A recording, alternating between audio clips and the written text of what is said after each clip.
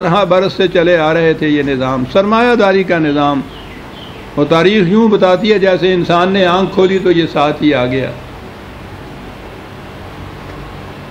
شخصیت پرستی کا نظام، ملوکیت کا نظام، مذہبی پیشوائیت کا، تھیوکریسی کا نظام، یہ بھی اس کے سامنے ہوتے تھے۔ ان کی تردید بھی کرنی تھی، ان کی جگہ مثبت نظام بھی لینے تھے۔ تو آپ غور کیجئے کہ ایک رسول کے سامنے جو اس کا مشن تھا، جس گوشے میں اس نے انقلاب برپا کرنا تھا، وہ کتنے متنوع گوشے تھے، اور اس کا تصادم کس کس نوعیت کے لوگوں سے ہوتا تھا۔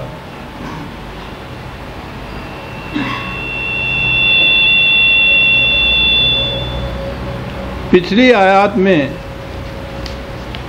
اس توہم پرستی پر مبنی جو اعتقادات تھے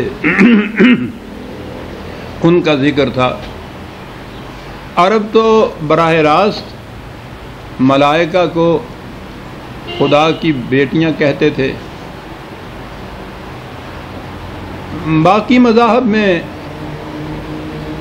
یہ ایرین مذاہب جنہیں کہتے ہیں، ان کے ہاں بھی مثلا ہندوستان میں یہ دیویاں جو تھیں، دیوتاؤں، ان کو تو یا خدا کا یہ اوتار مانتے تھے، اولاد بھی مانتے تھے۔ دیویاں جو تھیں یہ بیٹیاں ہی مانتے تھے یا بیویاں مانتے تھے خدا کی۔ ایران میں بھی اسی قسم کے عقائد تھے، اور جیسا کہ میں نے عرض کیا ہے، عربوں کے ہاں تو یہ عام عقیدہ تھا کہ ملائکہ خدا کی بیٹیاں ہوتی ہیں۔ تو پچھلی آیت میں تو ان کی تردید انہی کے ایک مسلک کی روح سے کی کہ یہ بات تو ہم بعد میں کریں گے کہ ملائکہ جو ہیں وہ بیٹیاں ہیں یا بیٹے ہیں، مرد یا عورتیں ہیں۔ پہلے یہ بتاؤ کہ اپنے ہاں کی تمہاری کیفیت یہ ہے کہ جسے اطلاع دی جائے کہ تمہارے ہاں بیٹی پیدا ہوئی ہے، شرم کے مارے ڈوب مارتا ہے، غصے سے اس کا منہ سیاہ ہو جاتا ہے، وہ سوچتا ہے کہ اسے زندہ رہنے دوں یا زندہ قبر میں گاڑ دوں۔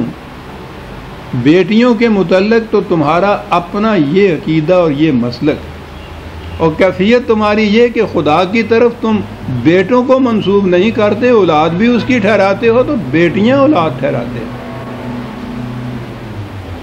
اور پھر کہا یہ کہ پھر وہ بیٹیاں کہ جن کو تم طوعاً و کرہن زندہ رہنے دیتے ہو، لیکن ان کی تربیت اس طرح ہوتی ہے کہ وہ بالکل گڑیا بن کے گھر میں رہ جاتی ہیں، زیورات میں پلی ہوئی، زندگی کا مقصد ہی ان کا زیب و زینت کی چیزیں، اس طرح سے ان کی پرورش ہوتی ہے۔ اور کیفیت یہ ان کی ہوتی ہے کہ اگر ان کا کوئی اپنا معاملہ ایسا آ جائے جس میں کوئی نزاع پیدا ہو، اختلاف پیدا ہو، جھگڑا پیدا ہو، وہ اپنا کیس خود بیان نہیں کر سکتی۔ یہ ان کی کیفیت ہے۔ تو اس قسم کی مخلوق کو تم، جسے اپنے ہاں جن کی آمد پر تمہاری یہ کیفیت ہوتی ہے، تم اسے خدا کی طرف منسوب کر دیتے ہو۔ سوچو تو صحیح، کہنے کے لیے یوں کہیے کہ تم سے بہرحال عیسائی اچھے، وہ خدا کی بیٹی نہیں خدا کا بیٹا تو مانتے ہیں، اور ادھر عیسائیوں کی خدا کے بیٹے ہونے کی تردید جس طرح سے کی ہے، ایک فکرے میں تردید کر دی۔ اب وہی جو چیز ملائکہ کو خدا کی بیٹیاں کہنے کا یا تسلیم کرنے کا باطل عقیدہ جو توہم پرستی پر مبنی تھا، اسی سلسلے میں یہ کہا ہے اگلی بات، وَجَعَلُوا الْمَلَائِكَةَ الَّذِينَ هُمْ عِبَادُ الرَّحْمَنِ إِنَاثًا، کہا کہ تم ملائکہ، اب انداز دیکھیے قرآن کا، الگ دلیل نہیں دی، ان کی جو یہ کہیے کہ جو صفت یا ایڈجیکٹو ان کے لیے پیش کیا ہے اسی میں ساری بات کہہ دی کہ وہ ہم عباد الرحمن ہیں، وہ تو خدا کے عبد ہیں،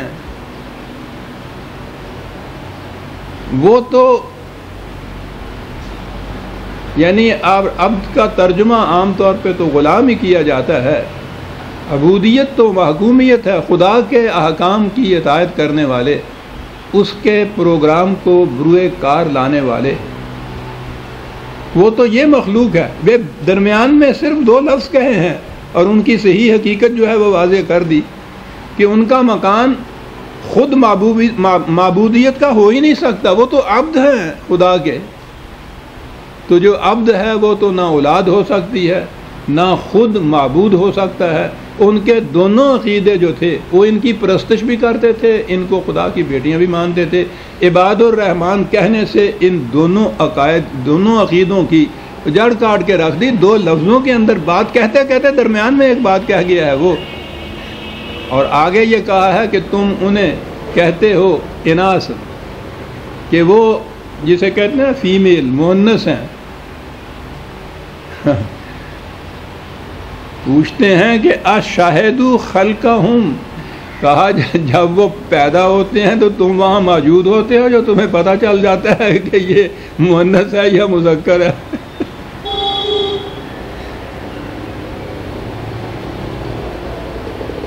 غور فرمائیے انداز کیا ہے، کیا جواب دے سکتے تھے اس کا؟ یہ جو مؤنث مذکر کی تفریق ہے محسوس ہے، جسمانی ہے۔ بچہ پیدا ہونے کے بعد سب سے پہلی آواز جو وہ دایا یا وہ ڈاکٹرنی وہاں دیتی ہے، وہ اس بچے کو دیکھ کر یہ جو علامت ہے بنیادی تانیث اور تذکیر کی، اسے دیکھنے کے بعد وہ اناؤنس کرتی ہے کہ بیٹا ہے یا بیٹی ہے۔ کہا کہ تم بتاؤ کہ جب فرشتوں کو بنایا ہم نے یا بناتے ہیں یا یوں پیدا ہوتے ہیں تو تم وہاں موجود ہوتے ہو دایا کی طرح کہ تمہیں معلوم ہو جاتا ہے کہ یہ بیٹا نہیں بیٹی ہے۔ سَتُكْتَبُ شَهَادَتُهُمْ وَيُسْأَلُونَ، کہتا ہے یہ ہے تمہارے ہاں کی شہادت، یا جو کچھ تم کہتے ہو ان کے متعلق یہ بھی ہم ریکارڈ میں رکھ لیتے ہیں، اور تم سے یہ پوچھا جائے گا یا ہم پوچھتے ہیں تم سے کہ اب بتاؤ تمہارے پاس اس عقیدے کی دلیل یا سند کیا ہے کہ وہ فیمیل ہیں، میل نہیں ہیں، اتنی بات ہی بتاؤ۔ تانیث ہے، تذکیر نہیں ہے، مؤنث ہے، مذکر نہیں ہے، بیٹیاں ہیں، بیٹے نہیں ہیں۔ پوچھیں گے ہم تم سے، یہ جو تم کہتے ہو یہ تو ہم نے لکھ لیا ہے، بیان تمہارا کہ ملائکہ خدا کی بیٹیاں ہیں۔ اب اس کے بعد تم سے سوال ہوگا آگے، جسے تنقیحات کہتے ہیں، اس کے لیے تمہارے پاس سند یا دلیل کیا ہے؟ سند اور دلیل۔ اس کے بعد عزیزان من ایک ایسی چیز آتی ہے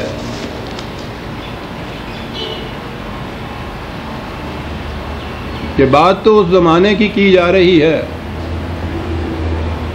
اور اس کے بعد اور میں ضمناً عرض کر دوں کہ باتیں تو یہ وہاں کی جا رہی ہیں،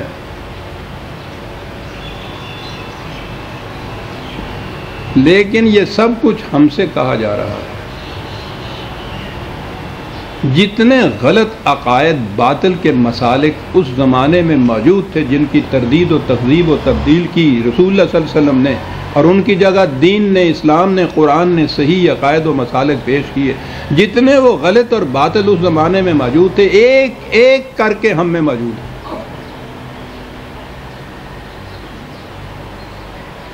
ان کے مخاطب وہ لوگ نہیں ہیں، تلک امۃ قد خلت، وہ لوگ چلے گئے، ان کے مخاطب ہم ہیں۔